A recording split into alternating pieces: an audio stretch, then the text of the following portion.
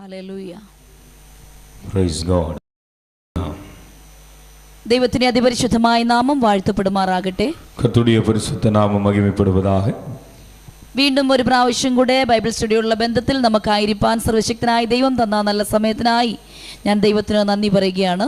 மீண்டும் ஒரு முறை கூட இந்த வேத பாட நிகழ்ச்சியிலே எங்களோடு கூட இணைவதற்கு கர்த்தர் தருகிற நல்ல பாக்கியத்திற்காய் கர்த்தரை ஸ்தோத்திரிக்கிறேன். തിരുവചനം പഠിക്കുന്നതിൽ എത്ര പേർക്ക് സന്തോഷമുണ്ട്? கர்த்தருடைய வசனத்தை கற்றுக்கொள்வதிலே எத்தனை பேர் சந்தோஷமாயிருக்கிறீர்கள்? നമുക്ക് കരങ്ങൾ ഉയർത്തി ദൈവത്തെ മഹത്വപ്പെടുത്താം. நம் கரங்களை உயர்த்தி கர்த்தரை மகிமைப்படுத்தலாம். Praise the Lord. Hallelujah. Hallelujah. യോനയുടെ പുസ്തകത്തിൽ നിന്നാണ് നാം പഠിച്ചുകൊണ്ടിരിക്കുന്നത്. யோனாவின் புத்தகத்திலிருந்து நாம் கற்றுக்கொண்டு வருகிறோம். 1-ാം അധ്യായം 3-ാം വാക്യമാണ് അവസാനമായി നാം പഠിച്ചത്. 1-ാം அதிகாரத்தினுடைய 3வது வசனத்தை தான் நாம் கடைசியாக படித்தோம். അവിടെ രണ്ട് പ്രാവശ്യം ആവർത്തിച്ചു പറയുന്ന ഒരു വാക്കുണ്ട്, യഹോവയുടെ സന്നിധിയിൽ നിന്ന് ഓടിപ്പോയി എന്ന പദം. அங்கே 2 முறை திரும்ப திரும்ப வருகிற ஒரு வார்த்தையை காணலாம். கர்த்தருடைய சமூகத்தில் நின்று விலகி. ദൈവത്തിന്റെ സന്നിധിയിൽ നിന്ന് ഓടിപ്പോകുക. கர்த்தருடைய சமூகத்தில் நின்று ഓടിപ്പോகிறവൻ. ഒരുപക്ഷെ ദൈവത്തിന്റെ ആലോചന പ്രാപിച്ച് യോന കടന്നു പോകുവാൻ മടിച്ചതിന്റെ പല കാരണങ്ങൾ നമുക്ക് കാണാൻ കഴിയും. കഴിഞ്ഞ ആഴ്ച നാം അത് കണ്ടതാണ്. ஒருவேளை கர்த்தருடைய சமூகத்திலிருந்து கர்த்தருடைய வார்த்தையை பெற்றுக்கொண்டதான யோனா அவன் கர்த்தருடைய வார்த்தையின்படி செயல்படுவதற்கு தயங்கினதற்கான பல காரணங்கள் இருக்கிறது. அதை கடந்த நிகழ்ச்சியிலே நாம் சிந்தித்தோம். നാം പഠിച്ചതാണ് അശൂര്യർ വളരെയധികം നിഷ്ഠൂരന്മാരായിരുന്നു, ക്രൂരകൃത്യം ചെയ്യുന്നവരായിരുന്നു. அங்கே அசிரியர்கள் மிகவும் கர்த்தருக்கு விரோதமாய் செயல்படுகிறவர்களாய் இருந்தார்கள். അവർ ഒരിക്കലും രക്ഷപ്പെടരുത് എന്നൊരു ഉദ്ദേശം ഒരുപക്ഷെ യോനയ്ക്കുണ്ടായിരുന്നിരിക്കാം. அவர்கள் ஒருபோதும் அவர்கள் விடுவிக்கப்படக்கூடாது, அவர்கள் ரட்சிக்கப்படக்கூடாது என்கிறதான ஒரு சிந்தை ஒருவேளை யோனாவுக்கு இருந்திருக்கலாம். ഒരു ചരിത്രം ഇങ്ങനെ പറയുന്നത് ഞാൻ വായിച്ചതാണ്. ஒரு சரித்திரத்தை நான் விதமாய் வாசித்திருக்கிறேன். പല വിധത്തിൽ നാം ആ വിഷയം കണ്ടതാണെങ്കിലും ഒരു വിഷയം കൂടെ ഞാൻ പറയാൻ ആഗ്രഹിക്കുന്നു. பல காரியங்களை நாம் பார்த்திருந்தாலும் ஒரு விஷயத்தை கூட நாம் மீண்டுமாய் சிந்திக்கலாம். അസീരിയർ അഥവാ അശൂര്യർ ബന്ദികളായി പിടിച്ചുകൊണ്ടുപോയിരുന്നതായ ജനങ്ങളെ, അസീரியர்கள் அவர்கள் சிறைபிடிக்கப்பட்டு போன அந்த காலகட்டங்களில் മരുഭൂമിയിലേക്ക് കൊണ്ടു ചെന്നിട്ട് അവിടെ കുഴി കുഴിച്ചിട്ട് ഈ ബന്ദികളായ ജനങ്ങളെ കുഴിക്കകത്തിട്ട് കഴുത്തൊപ്പം മണ്ണിട്ട് മൂടുമായിരുന്നു. வனாந்திரத்திலே கொண்டு சென்று அவர்களை குழி தோண்டி அவர்களை கழுத்து வரையிலே அவர்களை குழியிலே போட்டு மூடிவிட்டதாக நாம் பார்க்க முடியும். അതിനുശേഷം തോൽ വാറുകൊണ്ട് നാക്കിലൂടെ കുത്തി ഇറക്കുമായിരുന്നു. அதற்கு பிறகு தோல்வார் ஒரு பெல்ட்டை பயன்படுத்தி அவர்களுடைய நாக்கிலே அதை இறக்குவார்கள். അതിനുശേഷം അവർ വെയിൽ കൊണ്ട് ആ മരിക്കുന്നത് കണ്ട് ഇവർ സന്തോഷിക്കുമായിരുന്നു. அதற்கு பிறகு அந்த வெயிலிலே அவர்கள் மரிப்பதை இவர்கள் பார்த்து சந்தோஷிப்பார்கள். ഇങ്ങനെയുള്ള വളരെയധികം നിഷ്ഠൂരന്മാരായ ജനങ്ങളായിരുന്നു ഈ അശൂര്യർ. അതുകൊണ്ട് തന്നെ ഇങ്ങനെ ഇസ്രായേലിനെയും ഇവർ ഇതുപോലെ വളരെയധികം കഷ്ടപ്പെടുത്തിയിട്ടുണ്ട്. അതുകൊണ്ട് ഈ ജനം ഒരുപക്ഷെ രക്ഷപ്പെടരുത് എന്നുകൂടെ ഇദ്ദേഹം ചിന്തിച്ചിരിക്കാം. இவ்விதமான ஒரு கொடுமையானவர்களாய் இந்த அசிரியர்கள் இருந்ததனாலே அவர்கள் ரட்சிக்கப்படக்கூடாது என்பது ஒரு சிந்தை இவனுக்கு இருந்திருக்கலாம், யோனாவுக்கு இருந்திருக்கலாம் என்று நாம் சிந்திக்கிறோம். ഇങ്ങനെയുള്ള വിഷയമായിരിക്കാം ഒരുപക്ഷെ അവർ രക്ഷപ്പെടുന്നതിൽ നിന്നും യോനയെ മാറ്റി തർശീഷിലേക്ക് ഓടിപ്പോകുവാൻ അദ്ദേഹത്തിന് ഒരു ചിന്ത വന്നത്. ഇത് ഒരു കാരണം മാത്രമാണ് ഞാനിപ്പോൾ പറഞ്ഞത്. இந்த ஒரு சிந்தனை ஒருவேளை அவர்கள் விடுவிக்கப்படக்கூடாது என்றதான யோனாவின் இருதயத்தில் இந்த சிந்தனை அவர் தர்ஷீஷுக்கு போகாமல் அவர் தன்னுடைய திசையை மாற்றியிருக்கலாம் என்று நாம் நினைக்க தோன்றுகிறது. കഴിഞ്ഞ പ്രാവശ്യത്തെ ബൈബിൾ സ്റ്റഡിയിൽ നാം പഠിച്ചതുപോലെ യഹോവയുടെ സന്നിധിയിൽ നിന്നാണ് യോന അരുളപ്പാട് പ്രാപിച്ചിട്ട് ഓടിപ്പോകുന്നത്. கர்த்தருடைய சமூகத்திலிருந்து தான் கர்த்தருடைய வார்த்தையை பெற்றுக்கொண்ட யோனா அவன் விலகி போகிறான். യോന പോകാൻ മടിച്ചതിന്റെ കാര്യം 4-ാം അധ്യായം 2-ാം വാക്യത്തിൽ നാം കണ്ടു. யோனா போவதற்கு அவன் தயங்கினதற்கான காரணத்தை 4-ാം അധ്യായം 2-ാം വാക്യത്തിൽ നാം കണ്ടതാണ്. 4-ാം அதிகாரம் 2வது வசனத்தில் பார்க்கிறோம். ദൈവമായിട്ട് അദ്ദേഹം സമ്പാദിച്ചിട്ടുണ്ട്, ഞാൻ പോകത്തില്ല എന്ന് പറഞ്ഞിട്ടുണ്ട്. ஆண்டவரோடு கூட அவன் பேசி இருக்கிறான், நான் போக மாட்டேன் என்று சொல்லி. കാരണം ദൈവം കരുണയും കൃപയും മഹാദയയും ഉള്ള ദൈവമാണ്. അതുകൊണ്ട് അനർത്ഥത്തെ കുറിച്ച് അവൻ അനുതപിക്കും എന്നുള്ള കാര്യം ദൈവത്തിന് യോനയ്ക്ക് അറിയാവുന്നത് കൊണ്ട് പോകില്ല എന്ന് ദൈവത്തോട് അഭിപ്രായപ്പെട്ടിട്ടുണ്ട്. கர்த்தர் மிகுந்த கிருபை உள்ளவரும் தீங்குக்கு மனஸ்தாபப்படுகிறவருமாய் இருக்கிறபடியினால் ஆண்டவர் நிச்சயமாய் அவர்களுக்கு இறங்கி விடுவார், எனவே நான் போக மாட்டேன் என்று யோனா தேவனிடத்தில் பேசி இருக்கிறான், சொல்லி இருக்கிறான். അവിടെ നിന്നുകൊണ്ട് യോന വീണ്ടും തർശീശിലേക്ക് കടന്നു പോവുകയാണ്. அங்கிருந்து யோனா மீண்டும் தர்ஷீஷுக்கு போகிறார். ഈ പോക്ക് ദൈവ സന്നിധിയിൽ നിന്നാണ് ഓടിപ്പോകുന്നത്.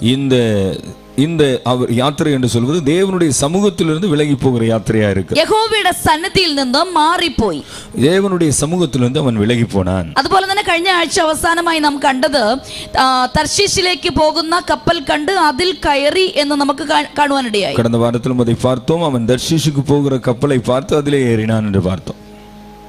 അപ്പോൾ യഹോവയുടെ സന്നിധിയിൽ നിന്ന് ഓടിപ്പോയി താൻ തർശീശിലേക്കുള്ള കപ്പൽ കയറി അതിന്റെ അടുത്തിലേക്ക് പോയി അവിടെ കിടന്ന് ഉറങ്ങുവാൻ കിടക്കുന്നു. அவ்விதமாய் தர்ஷீஷுக்கு போகிற கப்பலிலே ஏறி அந்த அடித்தட்டில் போய் படுத்து தூங்கி விடுகிறான். നാം മറക്കരുത്, യഹോവയുടെ സാന്നിധ്യത്തിൽ നിന്നാണ് അദ്ദേഹം ഓടിപ്പോകുന്നത്. நாம் நினைவில் கொள்ள வேண்டும், கர்த்தருடைய சமூகத்தில் இருந்து தான் யோனா விலகி ஓடி போகிறான். യഹോവയുടെ സാന്നിധ്യത്തിൽ നിന്ന് ഓടിപ്പോയി ഉള്ള ഒരു സുവിശേഷ വേല ഫലപ്രദമാകുകയില്ല എന്ന് നാം കണ്ടതാണ്. கர்த்தருடைய சமூகத்திலிருந்து ஓடி போய் விலகி சென்று செய்கிறதான ஒரு சுவிசேஷ ஊழியமானது நிச்சயமாய் பலன் தராது என்பதை நாம் அறிந்திருக்கிறோம். ദൈവ സാന്നിധ്യം വിട്ടുള്ള തർശീസിലെ സുവിശേഷ വേല വിജയിക്കുകയില്ല. ഒരാത്മാവ് പോലും അവിടെ രക്ഷിക്കപ്പെടുകയില്ല. ஒருபோதும் தேவனுடைய சமூகத்திலிருந்து விலகி போய் தர்ஷீஷில் அவர் செய்கிறதான ஊழியம் ஒருபோதும் பலனுள்ளதாய் இருக்க போவதில்லை என்பதை நாம் நன்றாகவே அறிந்திருக்கிறோம். അപ്പോൾ തന്നെ കർത്താവ് നമ്മെ അവിടെ നിന്ന് പഠിപ്പിക്കുന്ന ഒരു പാഠമുണ്ട്. அங்கிருந்து கர்த்தர் நமக்கு கற்றுத்தருகிற ஒரு பாடம் இருக்கிறது. നാം പോകുന്ന സ്ഥലം കർത്താവിന് വേണ്ടി അധ്വാനിക്കുവാനായിട്ട് കടന്നു പോകുന്ന സ്ഥലത്ത് പോകുമ്പോൾ നമ്മോടുകൂടെ ദൈവ സാന്നിധ്യം ഉണ്ടോ ഇല്ലയോ എന്ന് നാം ഉറപ്പുവരുത്തണം. நாம் கர்த்தருக்காக செயல்படும்படியாய் ஊழியம் செய்யும்படியாய் போகிற இடத்தில் கர்த்தருடைய பிரசன்னம் அவருடைய சமூகம் நம்மோடு கூட இருக்கிறதா இல்லையா என்பதை நாம் நன்றாய் உறுதி செய்து கொள்ள வேண்டும். യഹോവയുടെ സാന്നിധ്യം നമ്മോട് കൂടെ ഉണ്ട് എങ്കിൽ മാത്രമേ നാം പണം ചെലവാക്കിയുള്ള സുവിശേഷ വേല ഫലപ്രദമാകുകയുള്ളൂ. கர்த்தருடைய சமூகம் நம்மோடு கூட இருக்கிறது என்றால் மாத்திரமே நாம் நம்முடைய செலவிடுகிறதான பணத்தினாலே ஒரு பிரயோஜனம் உண்டாகும். യഹോവയുടെ സാന്നിധ്യമില്ലാത്ത ശുശ്രൂഷ ഒരു കാലത്തും അത് അനുഗ്രഹമാകുകയില്ല എന്ന് തിരുവചനം നമ്മെ വ്യക്തമായി പഠിപ്പിക്കുകയാണ്. கர்த்தருடைய சமூகம் கர்த்தருடைய பிரசன்னம் இல்லாத ஊழியம் ஒருபோதும் அது பலன் தர முடியாது என்பதை நாம் நன்றாய் அறிந்திருக்க வேண்டும். ഞാൻ വിചാരിക്കുന്നു അദ്ദേഹം ഗദ്ഹേഫറിൽ നിന്ന് തർശീശിലെത്തി 2000 മൈൽ യാത്ര ചെയ്ത് തർശീശിലെത്തി താൻ സുവിശേഷം പറഞ്ഞിരുന്നു എങ്കിലും തർശീശിലുള്ള ജനങ്ങൾ രക്ഷിക്കപ്പെടുകയില്ലായിരുന്നു. കാരണം ദൈവ സാന്നിധ്യം അവനോട് കൂടെ ഇല്ല.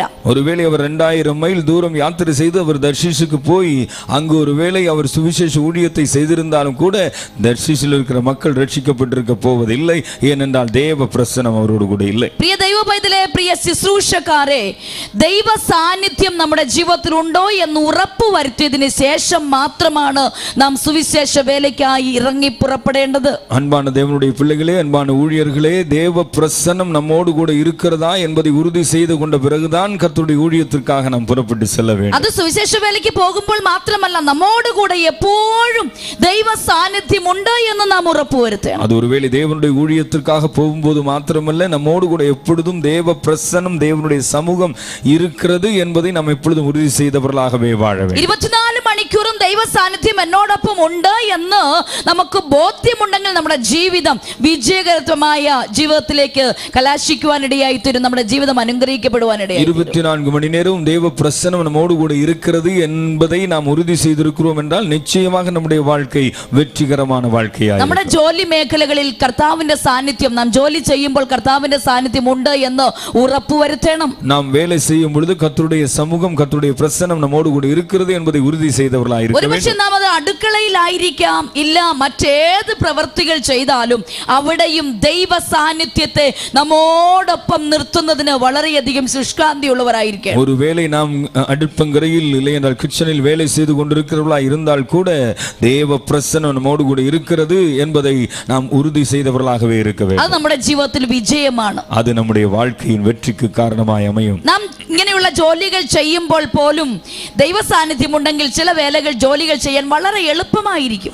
இவ்விதமான எந்த வேலைகளை செய்யும் பொழுதும் தேவ பிரசன்னம் நம்மோடு கூட இருந்தால் அந்த வேலைகளை முடிப்பது மிகவும் சுலபமாக இருக்கும். നമുക്ക് അധികം പ്രയാസമുള്ള വിഷയങ്ങൾ ദൈവ സാന്നിധ്യത്തിന്റെ മധ്യത്തിലേക്ക് ഇറങ്ങുമ്പോൾ ആമേൻ ആ ജോലി വളരെ നിഷ്പ്രയാസം നമ്മെ കൊണ്ട് ചെയ്യുവാൻ കഴിയും. நமக்கு மிகவும் கடினமான விஷயங்களை தேவ பிரசன்னத்துக்குள்ளே கொண்டு வரும் பொழுது அவைகள் மிகவும் சுலபமாக மாறுகிறதை நாம் அறிய முடியும். എത്ര പേർക്ക് ഒന്ന് പ്രാർത്ഥിക്കുവാൻ കഴിയും, കർത്താവേ എന്നോടൊപ്പം 24 മണിക്കൂറും ദൈവ സാന്നിധ്യം ഉണ്ടായിരിക്കണമേ എന്ന ആഗ്രഹത്തോടെ നമുക്ക് ദൈവത്തോട് எத்தனை பேர் விதமாய் ஜெபிப்பீர்கள்? ஆண்டவரே என்னோடு கூட எப்பொழுதும் 24 மணி நேரமும் உம்முடைய பிரசன்னம் இருக்க வேண்டும் என்று எத்தனை பேர் விதமாய் வேண்டிக் கொள்ளுங்கள். Praise the Lord, hallelujah.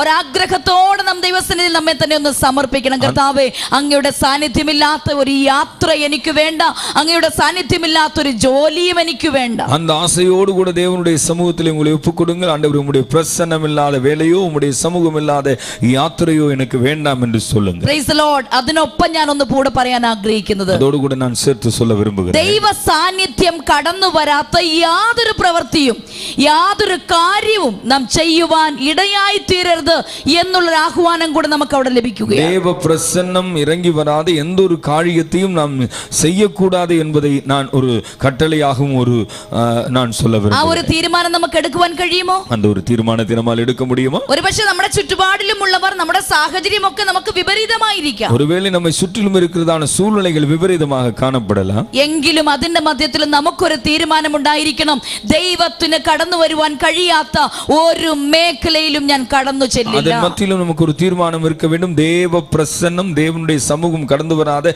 கர்த்தர் கடந்து வராத எந்த இடமும் இல்லை என்பதை நாம் அறிந்திருக்க வேண்டும். പ്രിയ മക്കളെ, യോനയെ കുറിച്ച് നാം പഠിക്കുമ്പോൾ ഇതൊക്കെ നാം പഠിച്ചാൽ ആമേൻ നമ്മുടെ ജീവിതം നന്നായി മുന്നോട്ട് കൊണ്ടുപോകാൻ നമുക്ക് കഴിയും. அன்பானவர்களே, யோனாவை குறித்து நாம் வாசிக்கும் பொழுது படிக்கும் பொழுது இந்த காரியங்களை எல்லாம் நாம் கற்றுக்கொள்வோம் என்றால் உண்மையாகவே நம்முடைய வாழ்க்கை வெற்றிகரமான வாழ்க்கையாய் എത്ര പേർക്ക് അങ്ങനെ ഒരു ആഗ്രഹമുണ്ട്, എന്റെ ജീവിതം അങ്ങനെ ആയിത്തീരണം? எத்தனை பேர் விதமாய் ஆசைப்படுகிறீர்கள் என்னுடைய வாழ்க்கை விதமாய் மாற வேண்டும்? ദൈവ സാന്നിധ്യം ഇല്ലാത്ത ഒരു സ്ഥലത്തേക്ക് ഞാൻ കടന്നു പോകുവാൻ പാടില്ല. தேவனுடைய சமூகம் இல்லாத எந்த இடத்திற்கும் நான் போகக்கூடாது. Praise the Lord, hallelujah, hallelujah, hallelujah.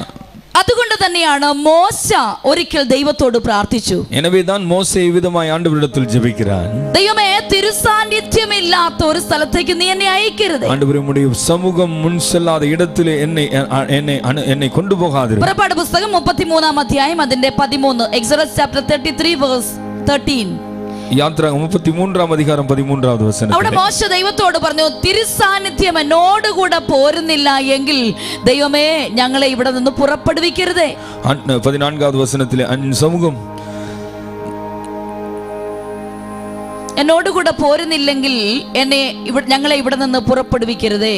15வது வசனத்தில் அவர் விதமாய் சொல்லுகிறார், உம்முடைய சமூகம் என்னோட கூட செல்லாமல் போனால் எங்களை இவ்விடத்திலிருந்து கொண்டு போகாதிரும் என்று சொல்லுகிறார். തിരുസാന്നിധ്യം എന്നോട് കൂടെ പോരുന്നില്ല എങ്കിൽ, உம்முடைய சமூகம் என்னோட கூட செல்லாமல் போனால். ഈ ബൈബിൾ സ്റ്റഡി കേൾക്കുമ്പോൾ ഈ വചനം ശ്രദ്ധിച്ചുകൊണ്ടിരിക്കുന്ന നിങ്ങൾക്ക് എത്ര പേർക്കൊന്ന് തീരുമാനിക്കുവാൻ കഴിയും? இந்த வார்த்தையை நீங்கள் கேட்டுக்கொண்டிருக்கும் பொழுது எத்தனை பேர் விதமாய் தீர்மானம் செய்வீர்கள்? ഇതുവരെ ഒരുപക്ഷെ നമ്മുടെ ജീവിതത്തിൽ പല സാഹചര്യങ്ങൾ നമ്മൾ തെറ്റിപ്പോയിരിക്കാം. ஒருவேளை நம்முடைய வாழ்க்கையில் பல நேரங்களில் நாம் தவறி இருக்கலாம். പല സാഹചര്യങ്ങളിലും തിരുസാന്നിധ്യം ഇല്ലാതെ നാം യാത്ര ചെയ്തിരിക്കാം. தேவ பிரசன்னம் இல்லாமல், அவருடைய சமூகம் இல்லாமல் யாத்திரை செய்திருக்கலாம். തിരുസാന്നിധ്യം ഇല്ലാതെ നാം ജോലി ചെയ്തിരിക്കാം. அவருடைய சமூகம் இல்லாமல் நாம் பல வேலைகள் ஈடுபட்டிருக்கலாம். തിരുസാന്നിധ്യം ഇല്ലാതെ പോലും സുവിശേഷ പ്രവർത്തനവും ചെയ്തിരിക്കാം. அவருடைய பிரசன்னம் இல்லாமல் கூட நாம் சுவிசேஷ ஊழியத்தை நிறைவேற்றி இருக்கலாம். പക്ഷേ ഇന്ന് രാത്രികാലം നമുക്കൊരു തീരുമാനം ഉണ്ടായിരിക്കണം, പിതാവേ തിരുസാന്നിധ്യം എന്നോട് കൂടെ പോരുന്നില്ല എങ്കിൽ ഞങ്ങളെ ഇവിടെ നിന്ന് പുറപ്പെടുവിക്കരുതേ, എന്നെ ഇവിടെ നിന്ന് പുറപ്പെടുവിക്കരുതേ.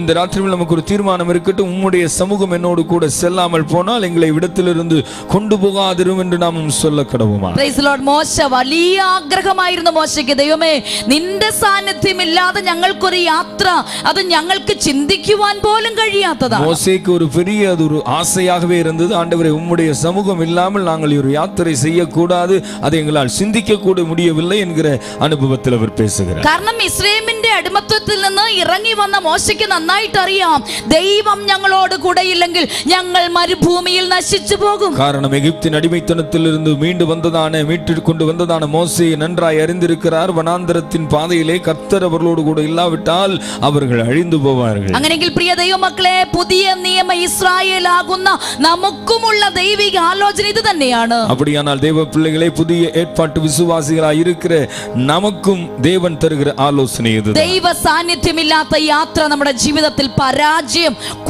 വിളിച്ചു വരുത്തും എന്നുള്ളത് യാതൊരു സംശയവുമില്ല. தேவனுடைய பிரசன்னம் இல்லாத, தேவனுடைய சமூகம் இல்லாத யாத்திரை நம்முடைய வாழ்க்கையிலே தோல்வியை கொண்டு வரும் என்பதிலே சந்தேகமில்லை. അതുകൊണ്ട് ക്രിസ്തീയ ജീവിതം തോറ്റുപോകുന്ന ജീവിതമായി തീരരുത്. எனவே கிறிஸ்தவ வாழ்க்கை தோல்வியின் வாழ்க்கையாய் மாறிவிடக் கூடாது. ക്രിസ്തീയ ജീവിതം വിജയത്തിലേക്ക് കൊണ്ടെത്തിക്കുന്ന ഒരു യാത്രയായിരിക്കും. கிறிஸ்தவ வாழ்க்கை வெற்றிக்கு நேராய் நம்மை வழிநடத்துகிற வார்த்தையாய் இருக்க வேண்டும். ഞാൻ പറയുമ്പോൾ തന്നെ നിങ്ങളുടെ ഹൃദയത്തിന്റെ ആഴത്തിൽ നിന്ന് ദൈവത്തോടൊരു പ്രാർത്ഥന നിങ്ങളുടെ ജീവിതത്തിൽ ഉണ്ടാകണം. நான் இதை சொல்லும் பொழுதே கர்த்தருடைய சமூகத்திலிருந்து நீங்கள் தேவனிடத்தில் விதமாய் ஜெபியுங்கள். പിതാവേ, തിരുസാന്നിധ്യമില്ലാത്ത ഒരു സ്ഥലത്തേക്കും നീ എന്നെ കൊണ്ടുപോകരുതേ. ஆண்டவரே, உம்முடைய சமூகம் இல்லாத எந்த இடத்திற்கும் என்னை கொண்டு போகாதிரும். മോശ പ്രാർത്ഥിച്ചതുപോലെ നമ്മുടെ ജീവിതത്തിൽ ഓരോ ദിവസവും എഴുന്നേൽക്കുമ്പോൾ പ്രാർത്ഥിക്കണം, ഞാൻ പോകുന്ന ഇടമെല്ലാം തിരുസാന്നിധ്യം ഉണ്ടായിരിക്കണം, അങ്ങനെയുള്ള സ്ഥലത്തേക്ക് മാത്രമേ ഞാൻ പോകാവൂ. மோசே ஜெபித்ததைப் போல நாம் ஒவ்வொரு நாளும் ஆண்டவரே, நான் போகிற இடங்களெல்லாம் உம்முடைய சமூகம் என்னோடு கூட வர வேண்டும் என்று நாம் ஜெபிக்க வேண்டும். അതുപോലെ തന്നെ ഒരിക്കൽ പത്രോസ് യേശു കർത്താവിനോട് പറഞ്ഞു, அதைப் போலவே பேதுரு ஒருமுறை இயேசுவினிடத்தில் சொல்லுகிறார், നിന്നെ വിട്ടുപിരിഞ്ഞ് ഞങ്ങൾക്ക് അവൻ എവിടെ പോകുവാൻ കഴിയും? உம்மை விட்டு நாங்கள் எங்கே போவோம் ஆண்டவரே என்று നിത്യ ജീവന്റെ മൊഴികൾ അങ്ങിലുണ്ടല്ലോ. நித்திய ஜீவனுடைய வார்த்தைகள் உம்மிடத்தில் இருக்கிறது. Praise the Lord, hallelujah. കർത്താവിനെ വിട്ടുപിരിഞ്ഞ് നമുക്ക് എങ്ങും പോകാൻ കഴിയില്ല. ஆண்டவரை பிரிந்து நாம் எங்கும் போக முடியாது. പക്ഷേ യേശു കർത്താവിനെ അറിയാത്തവർക്കുള്ള ഒരു നിയമമല്ല ഇത്. ஒருவேளை இயேசுவை அறியாதவர்களுக்கு கொடுக்கப்படுகிற ஒரு கட்டளை இல்லை என்றால் ஒரு நியமம் அல்ல. യേശു കർത്താവിനെ അറിഞ്ഞ ഒരു ദൈവ പൈതലിനുള്ള ഒരു നിയമമാണ്.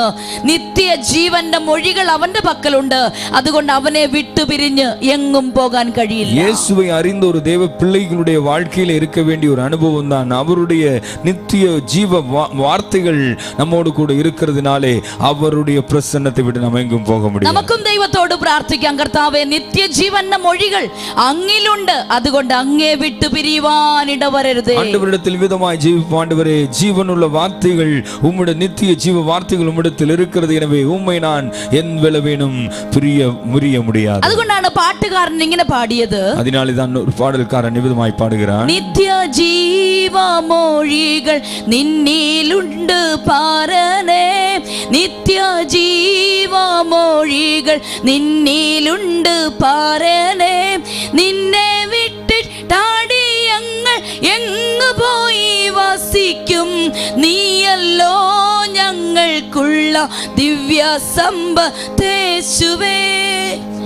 നിത്യ ജീവന്റെ മൊഴികൾ കർത്താവിന്റെ പക്കലുണ്ട്. நித்திய ஜீவ வார்த்தைகள் கர்த்தரிடத்தில் இருக்கிறது. നിത്യ ജീവന്റെ മൊഴികൾ വിട്ടിട്ട് അടിയങ്ങൾക്ക് വേറൊരു യാത്രയില്ല. உம்முடைய வார்த்தைகளை விட்டு நாங்கள் எங்கும் யாத்திரை செய்ய முடியாது. അതുകൊണ്ടാണ് പത്രോസ് അങ്ങനെ തന്നെ ആഗ്രഹിച്ചത്. எனவே பேதுரு அவ்விதமாய் ஆசிக்கிறார். യോഹന്നാൻ എഴുതിയ സുവിശേഷം 6-ാം അധ്യായം 68-ാം വാക്യത്തിൽ പറയുന്നു, നിന്നെ വിട്ടിട്ട് അടിയങ്ങൾക്ക് വേറെ എങ്ങും പോകുവാൻ കഴിയത്തില്ല കർത്താവേ. யோவான் 6-ാം அதிகாரம் 68-வது വചനത്തിലെ അവർ വിധമായി சொல்லுகிறார், നമുക്കും ഒന്ന് തീരുമാനിക്കാം, കർത്താവേ, നിന്നെ വിട്ടിട്ട് അടിയൻ ഒരു യാത്ര വേണ്ട. நாமும் விதமாய் சொல்லுவோம், ஆண்டவரே, உம்மை விட்டு எங்களுக்கு ஒரு யாத்திரை இல்லை. യേശുപ്പ, നീ കൂടെ വരാത്ത ഒരു യാത്ര എന്റെ ജീവിതത്തിൽ ഉണ്ടാകരുത്. ஆண்டவரே, நீர் கூட வராத ஒரு யாத்திரை எங்களுக்கு வேண்டாம். നിന്റെ പക്കലാണ് നിത്യ ജീവന്റെ മൊഴികളുള്ളത്. உம்மிடத்தில் தான் நித்திய ஜீவ வார்த்தைகள் ആ இருக்கிறது. നിത്യ ജീവന്റെ മൊഴികൾ കേട്ടാൽ ക്രിസ്തീയ ജീവിതം വിജയകരമായി നമുക്ക് മുന്നോട്ട് നയിക്കുവാൻ அந்த കഴിയും. நித்திய ஜீவ வசனங்களை நீங்கள் கேட்பீர்கள் என்றால் உங்கள் வாழ்க்கையை வெற்றிகரமாய் முன்னெடுத்து എത്ര പേർക്ക് സന്തോഷമുണ്ട്, കർത്താവേ, നിന്റെ സാന്നിധ്യത്തിൽ തന്നെ ജീവിക്കാൻ ആഗ്രഹിക്കുന്നു. எத்தனை பேர் விதமாய் சொல்வீர்கள், ஆண்டவரே, உம்முடைய பிரசன்னத்தில் நான் வாழ നിന്റെ விரும்புகிறேன், സാന്നിധ്യത്തിൽ തന്നെ ഞാൻ ജീവിക്കാൻ ആഗ്രഹിക്കുന്നു. உம்முடைய சமூகத்தில் நான் வாழ விரும்புகிறேன். Praise the Lord, hallelujah. ദൈവം നമ്മെ ഓരോരുത്തരെയും സഹായിക്കുമാറാകട്ടെ. தேவன் நம்ம ஒவ்வொருவரையும் ஆசீர்வதிப்பாராக. 1-ാം അധ്യായം 1 മുതൽ 3 വരെയുള്ള വാക്യങ്ങൾ വായിക്കുമ്പോൾ പിന്നെയും ചില വിഷയങ്ങളൂടെ നമുക്ക് മനസ്സിലാക്കാൻ കഴിയും. யோனா 1-ാം அதிகாரம் 1 முதல் 3 வரைയുള്ള வசனங்களை வாசிக்கும் பொழுது இன்னும் சில காரியங்களை நாம் அங்கே படிக்க முடியும். യഹോവയുടെ അരുളപ്പാടുണ്ടായിട്ട് നിനവയിലേക്ക് പോകുവാൻ ദൈവം യോനയോട് പറയുകയാണ്. கர்த்தருடைய வார்த்தை யோனாவுக்கு உண்டாகி மகா நகரமாய நினைவேவுக்கு போகும்படியாக அவனை சொல்லுகிறார். അപ്പോൾ തന്നെ യോന ഇസ്രായേലിൽ ശുശ്രൂഷ ചെയ്തു വരികയാണ്, പ്രവചന ശുശ്രൂഷ ചെയ്തുകൊണ്ടിരിക്കുകയാണ്. இந்த நேரத்தில் தானே யோனா இஸ்ரவேலிலே தீர்க்கதரிசன ஊழியத்தை செய்து கொண்டு வருகிறான். പ്രവചനം പറഞ്ഞതും അത് നിറവേറിയതും ഒക്കെ നാം കഴിഞ്ഞ ആഴ്ചകളിൽ കണ്ടിട്ടുണ്ട്. அவன் உரைத்த தீர்க்க தரிசனமும் நிறைவேறின காரியங்களை எல்லாம் கடந்த வாரத்தில் நாம் சிந்தித்தோம். അങ്ങനെ ഇസ്രായേലിൽ ശുശ്രൂഷ ചെയ്തുകൊണ്ടിരിക്കവെയാണ് യോനായോട് നീ അന്യരാജ്യത്തിലേക്ക് നിനവയിലേക്ക് പോകാൻ പറയുന്നത്. அவ்விதமாக இஸ்ரவேலிலே ஊழியம் செய்து கொண்டிருக்கிற யோனாவிடத்தில் தான் நீ இன்னொரு தேசத்துக்கு போக வேண்டும் என்று சொல்லுகிறார். ഇസ്രായേൽ രാജാക്കന്മാർക്ക് പോലും യോനയെ നന്നായിട്ട് അറിയാം, കാരണം അത്രത്തോളം പ്രസിദ്ധനാണ്. இஸ்ரவேலில் இருக்கிற ராஜாக்களுக்கு கூட யோனாவை நன்றாக தெரியும், ஏனென்றால் அவன் அவளுக்கு பிரசித்தி பெற்றவன் தான். ഇങ്ങനെ ശുശ്രൂഷ ചെയ്തുകൊണ്ടിരിക്കവേ இவ்விதமாய் இவன் தன்னுடைய ஊழியத்தை நிறைவேற்றிக் கொண்டிருக்கும் பொழுது യോനയുടെ ശുശ്രൂഷ നല്ല സ്മൂത്ത് ആയിട്ട് ദൈവത്തിന്റെ ആലോചന പ്രാപിച്ച് ജനങ്ങളോട് പ്രവചനം പറഞ്ഞുകൊണ്ടിരിക്കവേ தேவனிடத்தில் இந்த ஆலோசனை பெற்று ஜனங்களிடத்தில் தீர்க்கதரிசனை உரைத்துக் கொண்டு அவ்விதமாய் தன்னுடைய ஊழியத்தை மிக மிக ஆசீர்வாதமாய் செய்து கொண்டிருக்கும் பொழுது അതിന്റെ ഇടയ്ക്കാണ് ദൈവം കുറുക്കിടുന്നത്. அதன் மத்தியிலே தான் தேவன் குறுக்கிடுகிறார். സ്മൂത്ത് ആയിട്ട് ശുശ്രൂഷ നടന്നുകൊണ്ടിരിക്കുന്നു. மிகவும் ஸ்மூத்தாக காரியங்கள் போய் கொண்டிருக்கிறது. ഭയങ്കര സ്പീഡിൽ ദൈവിക ശുശ്രൂഷ ചെയ്തുകൊണ്ടിരിക്കുന്നു. வேகமாக தன்னுடைய ஊழியத்தை செய்து கொண்டிருக்கிறார். പക്ഷെ ദൈവം അതിന്റെ മധ്യത്തിലേക്ക് കടന്നു വന്ന് മറ്റൊരു ആലോചന പറയുന്നു, നീ ഇവിടെ നിന്ന് അവിടേക്ക് പോ. அதன் மத்தியே தேவன் கடந்து வந்து இன்னொரு ஆலோசனை கொடுக்கிறார், நீ இங்கிருந்து நீ நினைவேவுக்கு போ என்று. സ്വജനത്തോട് ദൈവിക ആലോചന പറഞ്ഞുകൊണ്ടിരിക്കുമ്പോൾ തന്നെ, വളരെ ശക്തിയേറിയ ശുശ്രൂഷ ചെയ്തുകൊണ്ടിരിക്കുമ്പോൾ തന്നെ ദൈവത്തിന്റെ ഇടപെടൽ അവൻ ആ സ്പീഡിനെ ഒന്ന് കുറയ്ക്കുകയാണ്. அவன் தன்னுடைய சொந்த ஜனங்களிடத்திலே கர்த்தருடைய ஊழியத்தை நிறைவேற்றிக் கொண்டிருக்கும் பொழுது ஆண்டவர் அவனுடைய வாழ்க்கையிலே குறுக்கிட்டு இவ்விதமாய் சொல்லுவது அவனுடைய வேகத்தை சற்று குறைக்கிறது. തന്റെ സ്വന്തം ജനത്തിൽ നിന്ന് അന്യജാതിയിലേക്ക് തന്നെ ശുശ്രൂഷ ഒന്ന് മാറ്റുന്നു ദൈവം. தன்னுடைய சொந்த ஜனத்திலிருந்து அந்நிய தேசத்தாரிடத்திற்கு அவருடைய ஊழியத்தை தேவன் மாற்றுகிறார். ഇതിന്റെ പിന്നിലുള്ള രഹസ്യങ്ങളൊക്കെ കർത്താവിന് തന്നെ അറിയാം.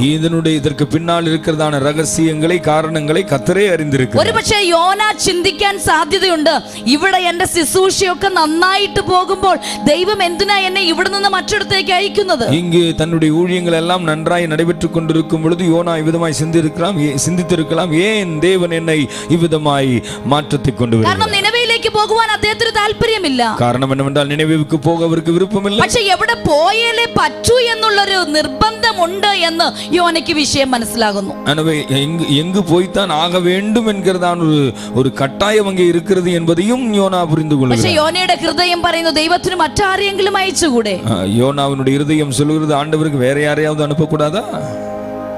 നമ്മെ കൊണ്ട് ചില കാര്യങ്ങൾ ചെയ്യിക്കുവാൻ ദൈവം തീരുമാനിച്ചാൽ ആ ശുശ്രൂഷ മറ്റാരെയും കൊണ്ടും ചെയ്യിപ്പിക്കില്ല, അത് നമ്മെ കൊണ്ട് തന്നെ കർത്താവ് ചെയ്യും. நம்மை கொண்டு தேவன் சில ஊழியங்களை செய்ய விரும்பினால் அவர் மற்றொருவரை கொண்டும் அவர் செய்ய விரும்புவதில்லை, நம்மை கொண்டே அவர் செய்ய நினைக்கிறார். നമ്മുടെ കാലങ്ങൾ ദൈവത്തിന്റെ കരങ്ങളിലാണ്. நம்முடைய காலங்கள் அவருடைய கரங்களில் இருக்கிறது. ഓരോ കാലങ്ങളിൽ നാം എവിടെ ശുശ്രൂഷ ചെയ്യണം എന്നുള്ളത് ദൈവത്തിന്റെ പദ്ധതിയിൽ ഉൾപ്പെട്ട വിഷയം. ஒவ்வொரு காலகட்டங்களிலும் நாம் எங்கே நம்முடைய ஊழியத்தை செய்ய வேண்டும் என்பதை தேவனுடைய திட்டத்தில் இருக்கிற விஷயங்களாய் இருக்கிறது. കർത്തൃ ശുശ്രൂഷ എന്ന് പറയുമ്പോൾ നിങ്ങളുടെ ജോലിയാകാം, ஒருவேளை கர்த்தருடைய ஊழியம் என்று சொல்லுவது மாத்திரமல்ல, ஒருவேளை உங்களுடைய வேலையாகவும் இருக்கலாம். നിങ്ങൾ ഓരോ സ്ഥാനത്തും ഓരോ ദിവസങ്ങളിലും എവിടെ ആയിരിക്കണമെന്ന് ദൈവത്തിന്റെ കരങ്ങളിൽ പദ്ധതിയുണ്ട്. நீங்கள் ஒவ்வொரு சமயங்களிலும் எங்கே இருக்க வேண்டும் என்பது தேவனுடைய ஒரு திட்டமாயிருக்கிறது. എന്നും നാം ഒരിടത്ത് തന്നെ ഇരിക്കാം എന്നും വിചാരിക്കരുത്. என்றும் நாம் ஒரே இடத்தில் தானே இருக்கலாம் என்று நாம் நினைத்து விடக்கூடாது. ഇന്ന് നമ്മെ എവിടെ ഇരുത്തണമോ അവിടെയാണ് ദൈവം ഇരുത്തുന്നത്.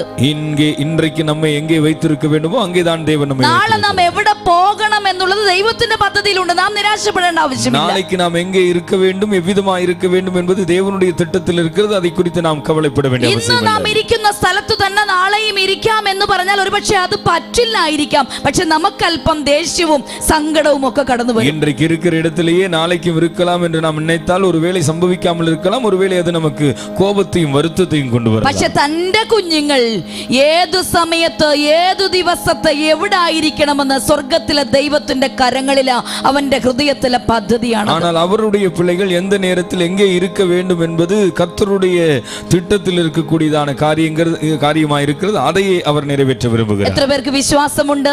எத்தனை பேர் அதை ഞാൻ விசுவாசிக்கிறீர்கள்? ഓരോ ദിവസവും എവിടെയായിരിക്കണമെന്ന് സ്വർഗത്തിലെ ദൈവത്തിന്റെ കരങ്ങളിലെ പദ്ധതിയാണ്. ஆண் ஒவ்வொரு நாளும் எங்கே இருக்க வேண்டும் என்பது கர்த்தருடைய கரத்தில் இருக்கிறதான திட்டம். അതുകൊണ്ട് നാളെ ഞാൻ എവിടെയായിരിക്കും എന്നുള്ളത് ഒരു പക്ഷേ മാനുഷികമായി നമുക്കറിയത്തില്ല എങ്കിലും അത് ദൈവിക പദ്ധതിയിൽ ഉൾപ്പെട്ടതായതുകൊണ്ട് നാം അനാഥരെ പോലെ വഴിയിൽ കിടക്കുവാൻ സ്വർഗം അനുവദിക്കില്ല. நாம் நாளைக்கு எங்கே இருக்க வேண்டும் என்பது கர்த்தருடைய கரத்தில் இருக்கிற திட்டங்களாய் இருப்பதினாலே நம்மை ஒருபோதும் அனாதையாய் அவர் விடுவதில்லை. എത്ര പേർ വിശ്വസിക്കുന്നു? எத்தனை பேர் அதை விசுவாசிக்கிறீர்கள்? നമ്മെ കുറിച്ചുള്ള പദ്ധതി സ്വർഗത്തിലെ ദൈവത്തിന്റെ കരങ്ങളിലുണ്ട്. நம்மை குறித்ததான திட்டம் தேவனுடைய கரங்களில் இருக்கிறது. ഇന്ന് നാം എവിടെയായിരിക്കണമെന്ന് അവന്റെ കയ്യിൽ പദ്ധതിയിലുണ്ട്. இன்றைக்கு நாம் எங்கே இருக்க வேண்டும் என்பது அவருடைய திட்டத்தில். നാളെ നാം എവിടെയായിരിക്കണമെന്നും അവന്റെ പദ്ധതിയിലുണ്ട്. நாளைக்கு நாம் எங்கே இருக்க வேண்டும் என்பதையும் அவர் திட்டம் അയ്യോ பண்ணியிருக்கிறார். നാളെ ഞാൻ വഴിയിൽ കിടക്കേണ്ടി വരുമോ എന്നൊരു ചിന്ത നമ്മെ ഭരിക്കുന്നു എങ്കിൽ ഭാരപ്പെടേണ്ട പ്രിയ ദൈവമക്കളെ, നാളെ കുറിച്ച് കർത്താവിന്റെ പദ്ധതിയിൽ ഉൾപ്പെട്ടതായതുകൊണ്ട് നാം നാളത്തെ കുറിച്ച് ഭാരപ്പെടേണ്ട நாம் நாளைக்கு வழியிலே கிடக்க வேண்டி வருமோ என்று சிந்தித்து பயப்பட வேண்டிய அவசியம் இல்லை. நாம் கர்த்தருடைய கரங்களில் இருப்பதினாலே